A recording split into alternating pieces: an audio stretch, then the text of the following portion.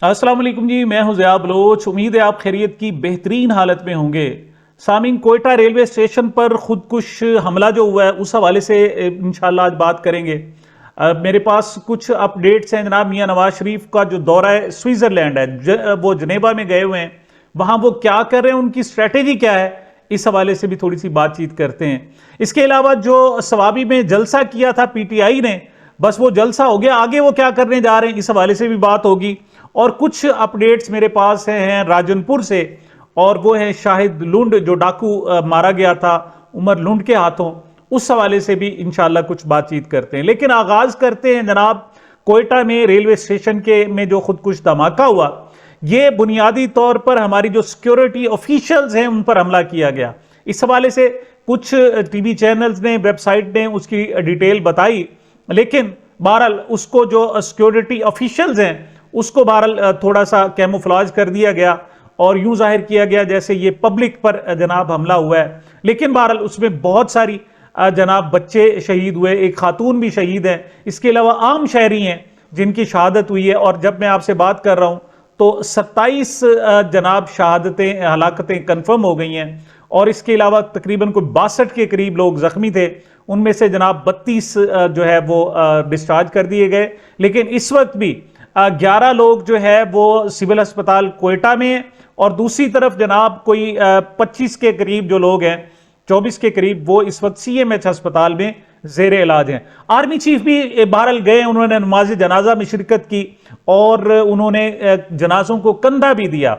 मुझे इस मौके पर उन्होंने गुफ्तगू भी की। उनका कहना यह था कि यह दहशत गर्दी की जो जंग है, ये सिर्फ एक फौज नहीं जीत सकती, सिर्फ एक हुकूमत नहीं जीत सकती, बल्कि इसके लिए कलेक्टिव एफर्ट, इज्तमाही कोशिश करना होगी, और साथ पूरी कौम को साथ देना होगा। ऐसे नहीं है कि कौम का कोई एक हिस्सा साथ दे और दूसरा ना साथ दे। मेरे ख्याल में आर्मी चीफ हाफिज सैयद जनरल आसिम मुनीर ने बिल्कुल 100% बात की है कि जब तक पूरी कौम साथ ना हो, आप ये इतनी बड़ी जो दहशतगर्दी के खिलाफ जंग है वो जीत नहीं सकते। लेकिन क्या करें, अफसोसनाक सूरत हाल ये है कि इस वक्त हमारी जो अपनी जनाब फौज है, उनकी जब जो तरजीहात है वो हमें मुख्तलिफ नजर आती हैं।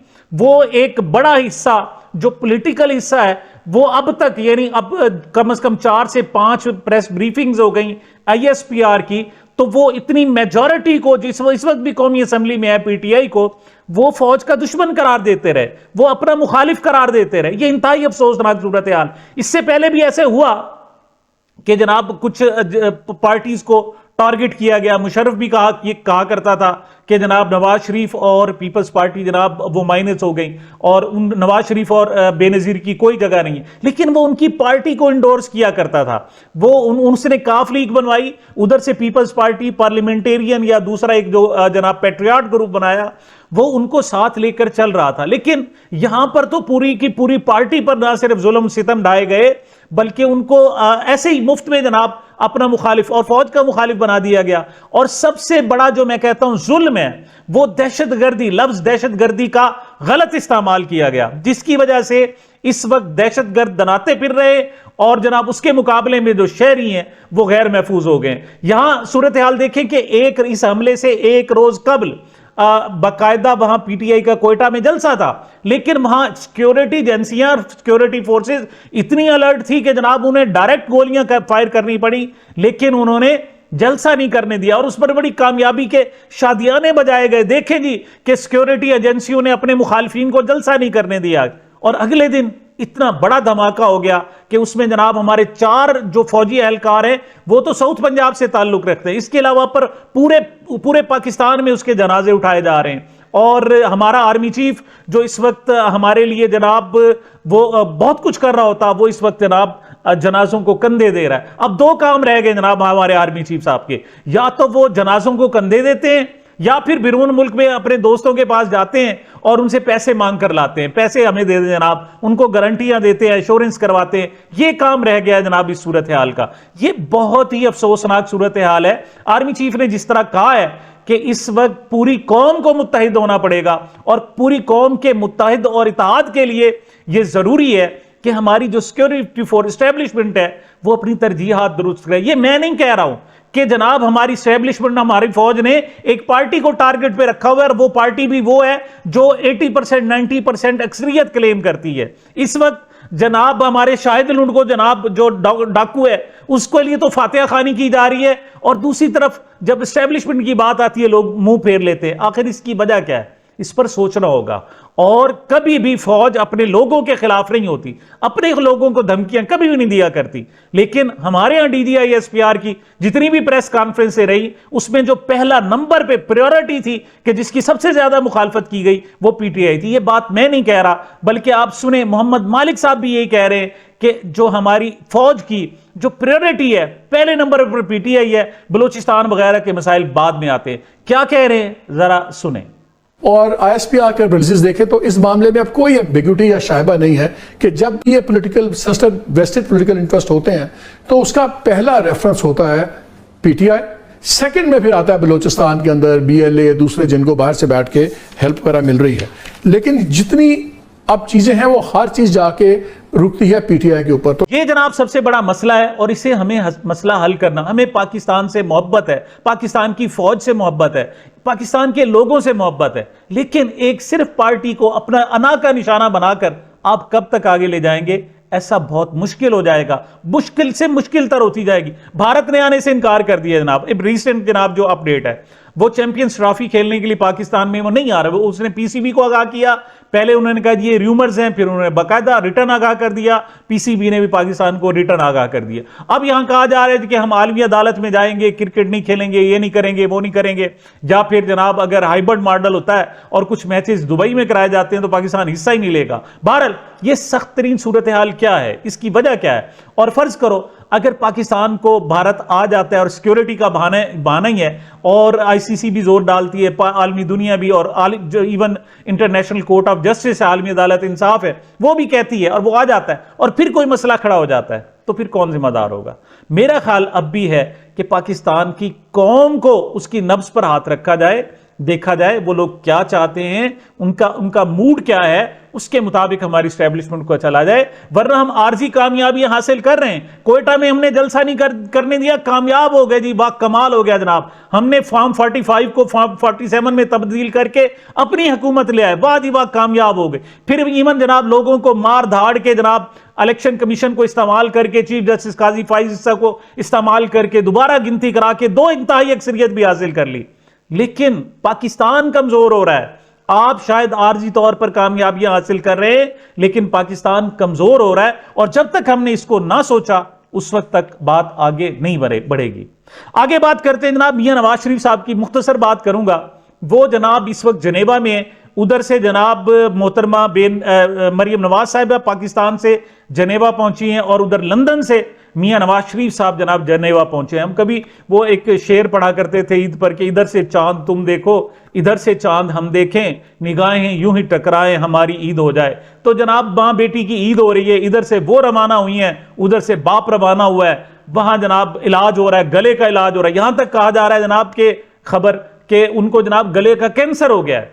اللہ نہ کرے, کینسر کسی کو بھی ہو سکتا ہے, اللہ تعالیٰ مریم نواز صاحبہ کو بالکل صحت دے. لیکن وہاں کسی اسپتال میں نہیں گئی, وہ مالیاتی اداروں مختلف بینکوں کے چکر لگا رہی ہیں.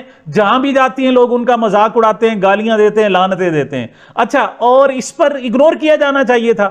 لیکن مجھے جناب عجیب سی صورتحال لگی کہ مسلم لیگ نون نے پورے 4 آدمی اکٹھے کر کے نواز شریف کے حق میں جناب احتجاج کرایا, حق میں جناب مظاہرہ کروایا. اس سے پہلے کہ وہ جو حق میں مظاہرہ ہوا ہے اس سے پہلے دیکھیں کہ میاں نواز شریف صاحب اور مریم نواز صاحبہ کی ٹرولنگ کیوں ہو رہی ہے, کیا ہو رہی ہے, وہ دیکھیں. اس کے بعد دوسرا دکھاتا ہوں. یہ دیکھیں جعلی وزیر اعلیٰ جو فارم نمبر 47 پہ بنی ہے, یہ دیکھیں ہم لوگوں کے پیسوں پہ یہ لوگ عیاشی کر رہے ہیں. یہ دیکھیں یہ مریم نواز شریف جو اپنا جھوٹ بول کے آئی ہے کہ میں اپنے گلے کا علاج کروانے آ رہی ہوں, کہیں سے یہ باپ بیٹی آپ لوگوں کو لگتے ہیں بیمار, کہیں سے یہ لگتے ہیں. یہ دیکھیں مریم نواز, یہ دیکھیں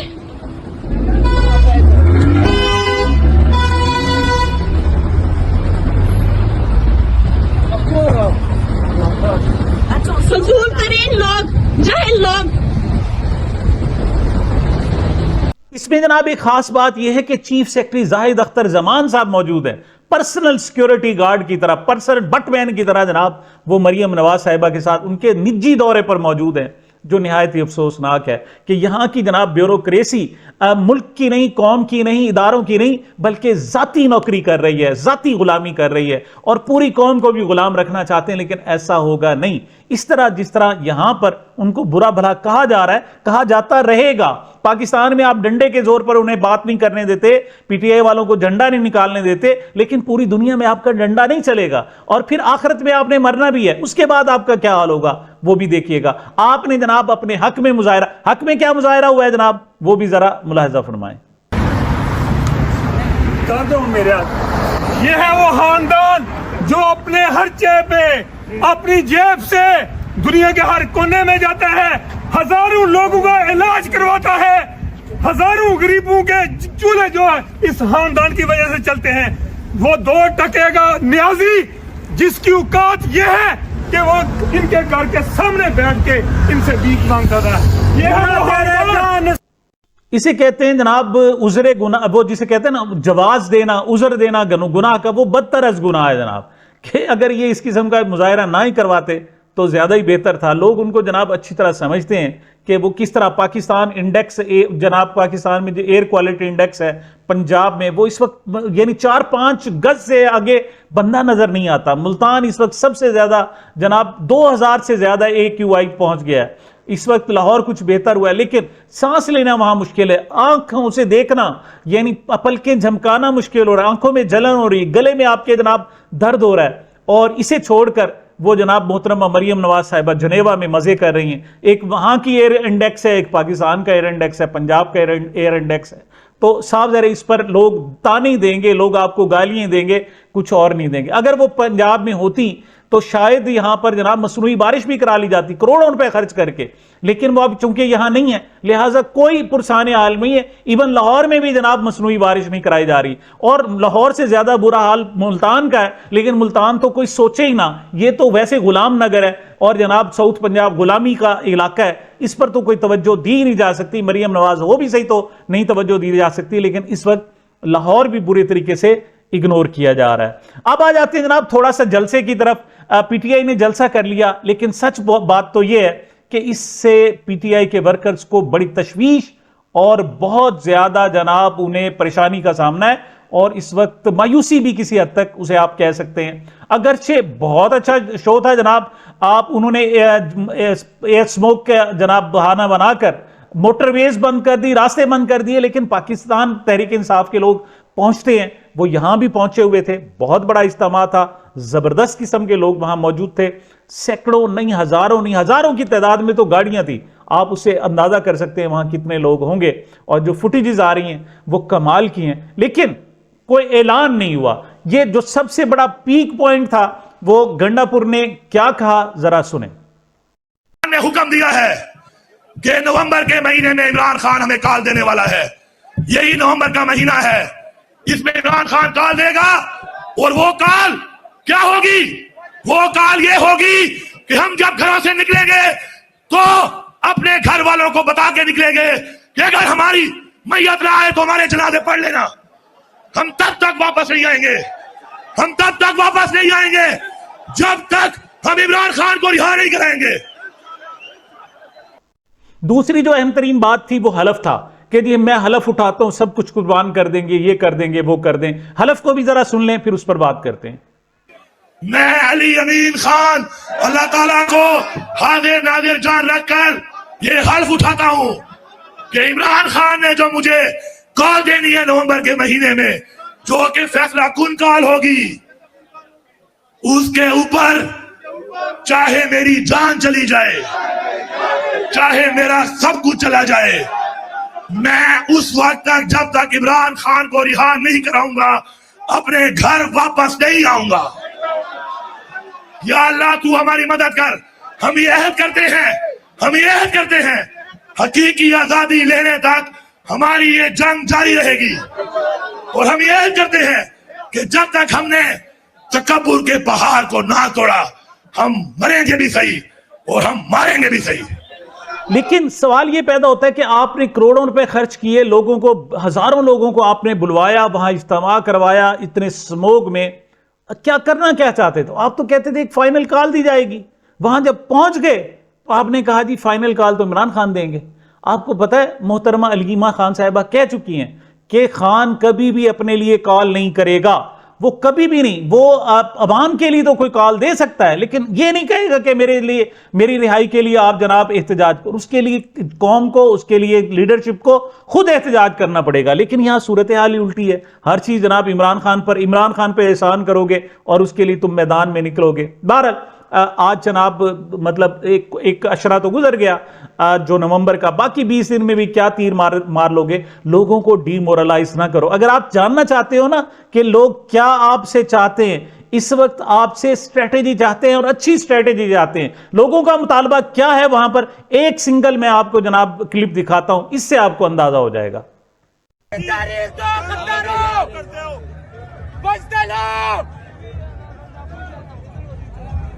لوگ بھی کھڑے رہے، خان صاحب نکل آئے اس طرح جلسوں سے، -1 نہ منظور۔ تاریخ دو، تاریخ دی چوکی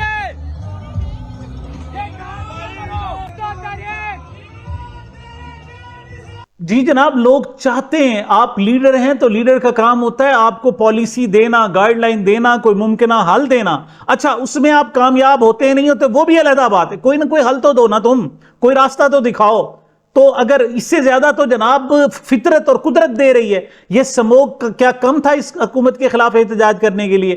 کیا یہ جو IMF نے جناب ایک دوبارہ، یا تو اب وہ ٹیم آ رہی ہے جناب پاکستان میں اور حامد میر صاحب کہتے ہیں کہ ہم جناب 27 کنونشن پر دستخط کر چکے ہیں، معاہدوں پر، اور ہم نے جناب لوگوں کے ساتھ اس طرح ظلم کرتے رہے، پارٹیوں کو دباتے رہے، ارکان پارلیمنٹ کو اغوا کرتے رہے، تو وہاں پر ہمارا سروائیو کرنا مشکل ہو جائے گا۔ مطلب دنیا تو حکومت کے خلاف باتیں کر رہی ہے، آپ اس قابل بھی نہیں، اتنے کمپرومائز ہو چکے، اتنے ڈرتے ہیں کہ ان کے خلاف بات کرنے کے لیے تیار نہیں ہے، باہر نکلنے کے لیے تیار نہیں ہے، احتجاج کرنے کے لیے تیار نہیں ہے۔ سبابی وہ جلسہ تھا، پابندی لگائی گئی تھی جناب، آپ نے کوئی تقریر نہیں کروانی جب تک وزیر اعلیٰ نہ آ جائیں، اور وزیر اعلیٰ ہے، ایون جناب وہ جو اسٹیٹ سیکٹری تھے وہ بھی جناب تھک گئے، وہ بھی ایک موقع پر انہوں نے کہا میں چھوڑ کر چلا جاتا ہوں۔ اس قسم کی صورتحال پیدا ہو گئی تھی فیصل نے۔ اور دوسری طرف آپ جناب بغیر کوئی اعلان کیے، جب آپ نے اعلان کرنا ہی نہیں تھا، تو وہ کیا فائنل کال تھی جس کا اعلان ہونا تھا؟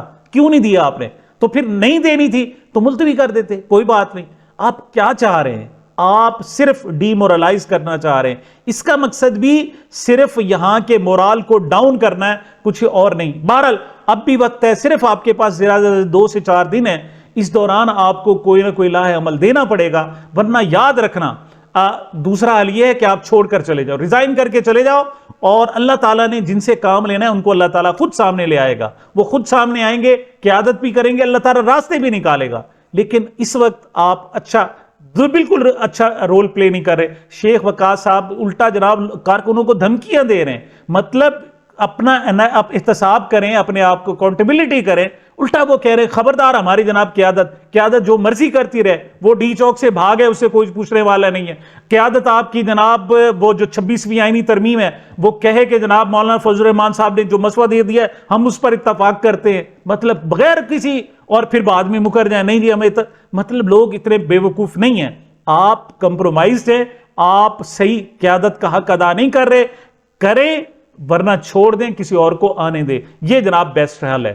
دوسری طرف آتے ہیں جناب ہم شاہد لونڈ کی طرف، اس کو گزشتہ روز پردے خاک کر دیا گیا، بہت بڑا جنازہ تھا، مطلب ہزاروں کی تعداد، ایک ڈاکو کے لیے ہزاروں کی تعداد میں لوگ وہاں موجود تھے اور دھاڑے مار مار کر رو رہے تھے کہ دیکھیں اس نوجوان کو مرنا نہیں چاہیے تھا۔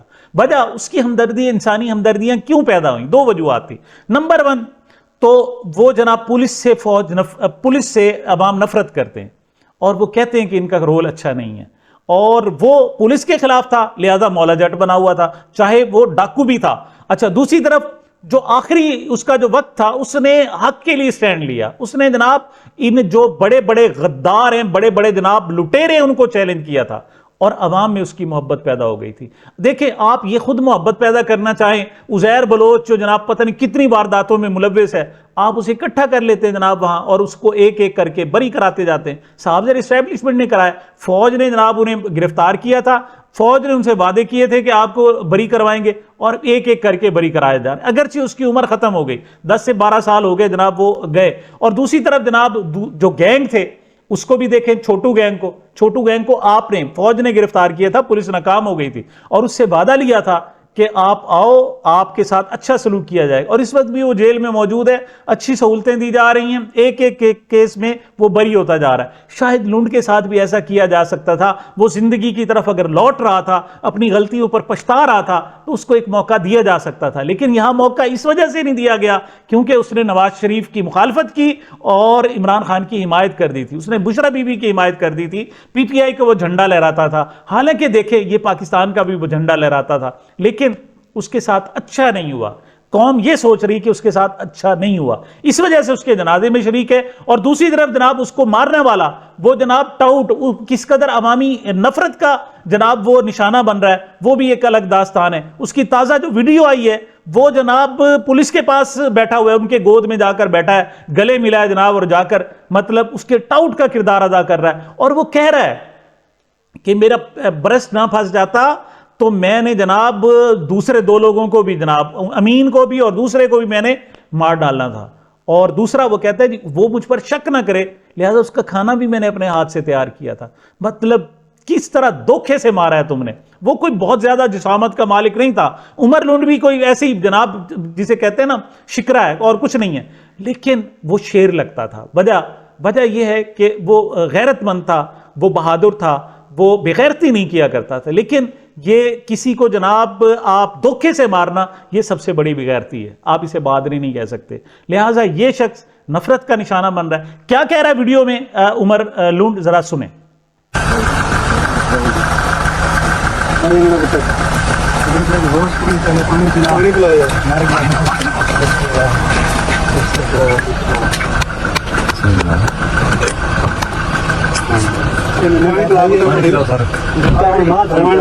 پانی دیو یار,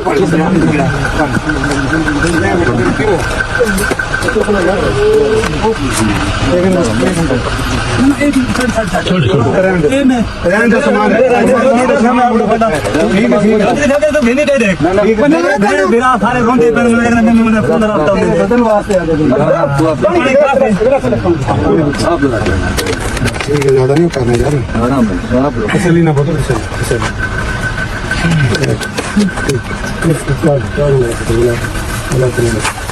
کوئی شاید بیٹا میں سر چیک کریں نا, میرے چوکیاں لگے میری سر ہم دل ریکویسٹ ہے سر, تھوڑا جا تلے میں آگے بیٹا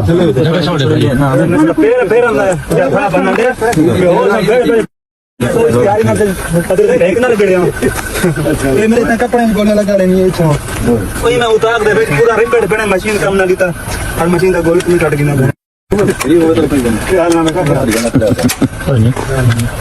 مشین گولی پسا دیتا میں ہی دے امین بھی میں آج باہر میں دے آنا بیٹھے آنا ہوں دے میں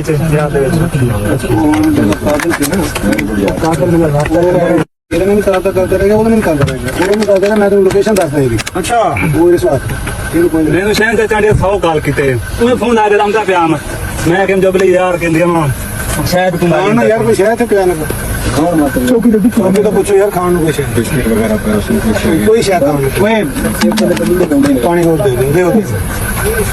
میں بسکٹ کام دیا. بہرحال جی یہ سوچنا پڑے گا اسٹیبلشمنٹ کو کہ آج کیا وجہ ہے ایک ڈاکو کے لیے دعائیں اور دوسری طرف جناب جو جنہیں دعائیں لینی چاہیے وہ نفرت کا نشانہ کیوں بن رہے ہیں, عوام ان کے ساتھ ایسا سلوک کیوں کر رہے ہیں. سامعین یہ میری اب تک کی گزارشات تھی. مجھے اپنے چینل کو اپنی محبتوں اور دعاؤں میں یاد رکھیے گا. ملتے ہیں چھوٹے سے وقفے کے بعد.